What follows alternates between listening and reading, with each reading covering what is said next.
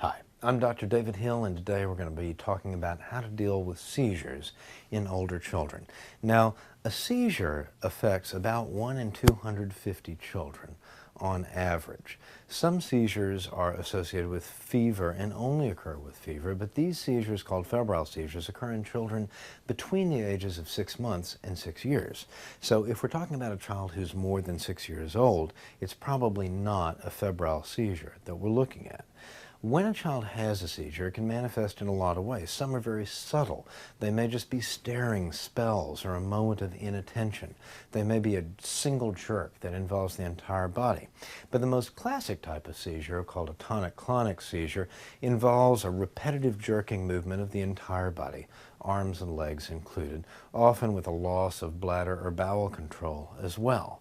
Now, when you see this as a parent, it's a very, very frightening episode. Always. However, there are some things you can do to keep your child safe, and there are some guidelines about when to get really worried. Most importantly, if your child is having a seizure, you want him or her in a safe place. That is the ground. So you want to get your child somewhere that he or she is stable. And now, if they're in a bunk bed on the top bunk, try and keep them there. Don't try and lift them down to the ground unless you think you can do that real easily. But you want your child somewhere stable. Next, body position. You want to roll your child so that he or she is on his or her side or tummy. That way, if they're gagging or if they're choking or vomiting, that fluid or whatever's in their mouth is not going to go in their airway.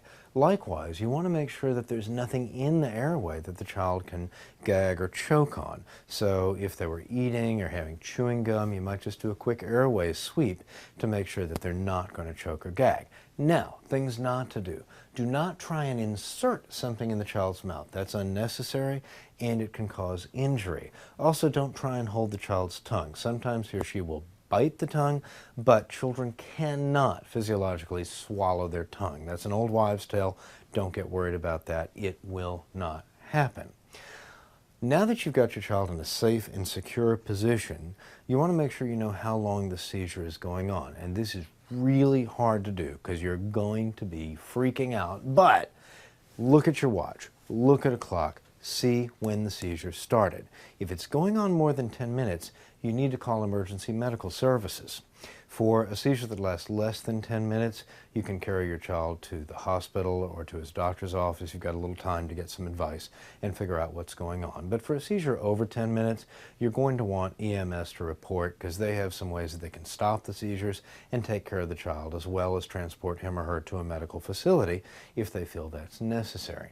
Now, if your child has already had seizures in the past, you probably have a kit called diastat. This is a form of Valium or benzodiazepine that you can actually inject into the rectum to stop the seizure. You should have gotten some instruction when you got that kit on how to use it from the pharmacist or from an online site or a DVD that came with the kit. So hopefully, if you have one of those, be sure that you've seen how you're supposed to use it before you need it so that you're ready when the time comes. Talking about how to manage a seizure in an older child, I am Dr. David Hill.